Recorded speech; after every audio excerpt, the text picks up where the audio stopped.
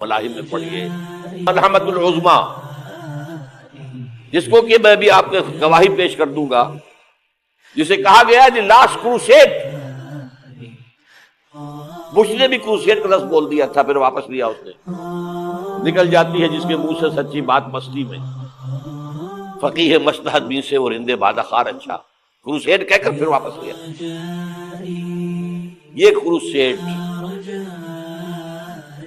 اس کے اوپر جس قدر نقصان ہونا ہے عربوں کا، گریٹر اسرائیل بنے گا، یہ عراق، شام، اردن، سعودی عرب کا کچھ شمالی علاقہ، ترکی کا جنوبی علاقہ، مصر کا صحرائے سینا، اور اس کے ساتھ ہی جو بہترین اس کا زرخیز ترین علاقہ ڈیلٹا آف نائل، یہ سب یہودیوں کے قبضے میں جائے گا۔ اس کو حدیث میں کہا گیا الملحمۃ العظما۔ عیسائی 80 علم لے کر ہے مسلمانوں تم پر حملہ آور ہوں گے، اور ہر علم کے نیچے 12,000 فوج، 9.5 لاکھ فوج۔ یہ نیٹو کی تیاری کس کے لیے ہو رہی ہے؟ جب یو ایس ایس آر کا خاتمہ ہوا تو پوچھا گیا تھا نیٹو چیف سے، اب کس لیے؟ تمہارا وہ دشمن تو ختم ہو گیا، اب ہمیں اسلامک فنڈامنٹلزم سے نمٹنا ہے۔ جانتے ہیں خطرہ یہی ہے، اب اسلام ابھر سکتا ہے، مسلمانوں کے سینوں کے اندر وہ آگ ہے، اوپر خاکستر آ گیا ہے، تم کہیں اٹھانا بیٹھنا، یہ اندر تو انگارہ ہے، اوپر سے راکھ ہے، اس سے دھوکہ نہ کھا جانا ان کے دلوں کے اندر۔ اور بش نے کہا تھا مسلمان چاہتے ہیں کہ ہسپانیہ سے لے کر انڈونیشیا تک نظام خلافت قائم کریں، اور میں حیران ہوا تھا کہ اس کمبخت کو ہسپانیہ کا خیال کیسے آ گیا؟ ہمیں تو کبھی آتا ہی نہیں، ہم تو بھول گئے، وہ تو 500 برس پرانی بات ہے جبکہ وہاں سے ہمیں نکال دیا گیا تھا۔ اگرچہ اقبال نے کہا تھا ہے ارض فلسطین پہ یہودی کا اگر حق، ہسپانیہ پر حق نہیں کیوں اہل عرب کا؟ ہسپانیہ میں تو 800 سال حکومت کی مسلمانوں نے، اور ابھی 500 برس ہی گزرے ہیں نا۔ یہودی تو ارض مقدس سے 2000 سال نکالے گئے، انہیں لا کے آباد کیا گیا، عربوں کے سینے میں خنجر پھونک دیا گیا۔ وہ چھوٹا سا ملک جو چاہتا کرتا، کوئی پوچھنے والا نہیں۔ امریکہ جیسے اپنے بیٹے کی حفاظت کرے ویسے کرتا ہے، اور حضور نے فرمایا ہے وہ جنگ جب ہوگی تو ایک باپ کے اگر 100 بیٹے ہوں گے تو 99 ختم ہو جائیں گے، ایک بچے گا۔ یہ حدیث ہے صحیح۔ اور آپ نے فرمایا ویل للعرب من شر قد اقترب، عربوں کے لیے ہلاکت ہے، عربوں کے لیے بربادی ہے اس شر سے جو قریب آئی۔ اور آج جس طرح انہوں نے ان کی تہذیب کو اختیار کر لیا ہے، دبئی جا کر دیکھیے، بدترین مغربی معاشرہ جو ہے وہ دبئی کے اندر اپنے قائم کر کے دکھا دیا۔ اب سعودی عرب اس راستے پر بڑھ رہا ہے، اور اس کے بعد نمبر 2 پر جو ہے ہم پاکستان سے۔ لیکن میں اس کے پہلی بات جو کہہ رہا ہوں وہ تو یقینی ہے، اس میں تو احادیث صحیحہ موجود، اگرچہ اس کے بعد پانسا پلٹے گا، پھر حضرت مہدی کا ظہور ہوگا، حضرت عیسیٰ کا نزول ہوگا، اور وہ گریٹر اسرائیل گریٹر گریو یارڈ بنے گا یہودیوں کا، ایک ایک یہودی قتل ہوگا اور دفن ہوگا۔ یہ بات میں ہونا ہے، میں پہلی بات میں فرض کر رہا ہوں۔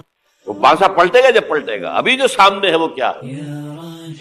اس ملحمۃ العظما کہا حضور نے، جسے آرمگیڈون کہتے ہیں عیسائی۔ آرمگیڈون کی اگر کہیں جا کر آپ دیکھیں گے، آپ ڈکشنری میں مانی کیا لکھا ہے؟ A very big war which will be fought between the forces of evil and good before the end of this world۔ اس دنیا کے خاتمے سے پہلے خیر اور شر کی قوتوں کے درمیان بہت بڑی جنگ ہوگی۔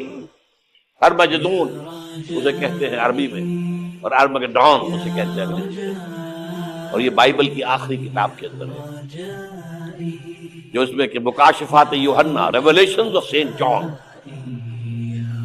یہ تو میں کہہ رہا ہوں یقین کے ساتھ، اور زیادہ دور نہیں آیا چاہتا ہے۔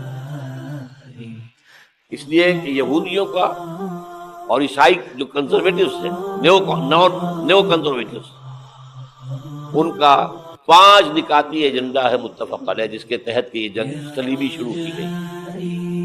تو سن لیجئے آپ، آرمیگیڈون نمبر 1، گریٹر اسرائیل قائم ہو جانا اس کے نتیجے میں نمبر 2، مسجد اقصی اور قبۃ الصغریٰ کو گرانا نمبر 3، وہاں تھرڈ ٹیمپل، وہ مسجد جو حضرت سلیمان نے بنائی تھی 1000 قبل مسیح میں، پھر برباد کی تھی نبوکدنضر نے، دوبارہ بنائی گئی، پھر دوبارہ ختم ہوئی 70 عیسوی اب تک گری پڑی ہے۔ ان کا خانہ کعبہ گرا ہوا ہے 70 عیسوی سے لے کر آج تک۔ ایک دیوار ہے ویلنگ وال، جہاں جاتے ہیں، روتے ہیں، پیٹتے ہیں، ماتم کرتے ہیں، وہاں وہ بنے گا تھرڈ ٹیمپل۔ اور نمبر 4، اس میں لا کر رکھا جائے گا تخت حضرت داؤد کا۔ یہ تخت کہاں ہے اس وقت؟ یہ لندن شریف کے اندر جو ان کی پارلیمنٹ کا جو چرچ ہے، ویسٹ منسٹر ایبے، اس میں رکھا ہوا ہے۔ ایک پتھر تھا جس پر بٹھا کر حضرت داؤد کی تاج پوشی ہوئی، پھر حضرت سلیمان کی ہوئی، پھر وہ پتھر رکھ دیا گیا جب حضرت سلیمان نے بنایا ہیکل مسجد اقصی، وہاں رہا وہ۔ ہر بادشاہ جو تھا یہودی اسی کے اوپر بٹھا کر اس کی تاج پوشی ہوتی۔ سن 70 میں ٹائٹس نے گرایا اسے، ہیکل کو، وہ پتھر لے گیا، وہاں سے روم گیا، روم سے آئرلینڈ گیا، آئرلینڈ سے اسکاٹ لینڈ آیا، اسکاٹ لینڈ سے انگلینڈ آیا، اور اب وہ رکھا ہوا ہے 14ویں صدی عیسوی سے آج تک۔ وہ ویسٹ منسٹر ایبے میں رکھا ہوا، ایک کرسی کی سیٹ میں اسے بنا دیا گیا ہے تخت کی شکل۔ اب انگریزوں میں کوئی ملکہ ہو، کوئی بادشاہ ہو جس کی بھی تاج پوشی ہونی اس میں ہو، یہ لا کر رکھا جائے گا تھرڈ ٹیمپل۔ اور اس پر یہودیوں کے خیال کے مطابق ان کا مسیحا آئے گا جو مسیح دجال ہوگا۔ عیسائیوں کے خیال کے مطابق حضرت عیسیٰ آئیں گے، وہ ہمارا بھی خیال ہے حضرت عیسیٰ آئیں گے علیہ السلام۔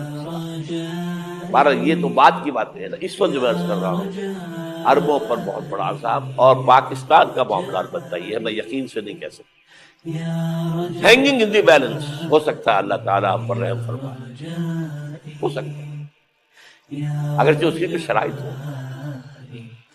چمن کے مالک اگر بنا دیں موافق اپنا شعار، اب بھی چمن میں آ سکتی ہے پلٹ کر چمن سے روٹھی بہار، اب ہو سکتا ہے۔ اور یہ بھی ہو سکتا ہے کہ اللہ تعالیٰ نے معجزانہ طور پر ہمیں ملک دیا، ہم نے اللہ سے بدعہدی کی، وعدہ خلافی کی، غداری کی، لہذا سزا دی جائے اور ہم سے یہ ملک چھین لیا جائے۔ It's just possible۔ دور نہ سمجھے، اس انہونی بات نہ سمجھے۔ جو گھیراؤ ہو رہا ہے آپ کا، آپ کے مغرب میں نیٹو فورسز اور مشرق میں بھارت فورسز، بھارتی فورسز گدھوں کی طرح بیٹھے ہوئے انتظار کر رہے ہیں پاکستان اور ڈسٹیبلائز ہو جائے، یہاں اور بدامنی ہو جائے۔ اب لاہور میں پھر آج دھماکے ہو گئے ہیں، 2 دن پہلے کا دھماکہ میں سہ کے آیا ہوا ہوں، آپ کے سامنے بیٹھا ہوں، وہ جانے بچی ہیں جو ہماری اکیڈمی کا حشر ہوا، میں آپ کو نہیں بتا سکتا۔ یہ سارا کیوں ہو رہا ہے؟ تاکہ یہاں بدامنی ہو جائے اور ہمیں جواز مل جائے، مغرب سے نیٹو فورسز داخل ہو جائیں، مشرق سے بھارتی فورسز آ جائیں، اور ہمارے ایٹمی دام توڑ کر اور پھر ہمیں بھارت کے سامنے ڈال دیا جائے۔ Now do as you like۔ یہ ان کا نقشہ ہے، ہوگا کیا وہ اللہ جانتا ہے، ہوگا وہ جو اللہ چاہے۔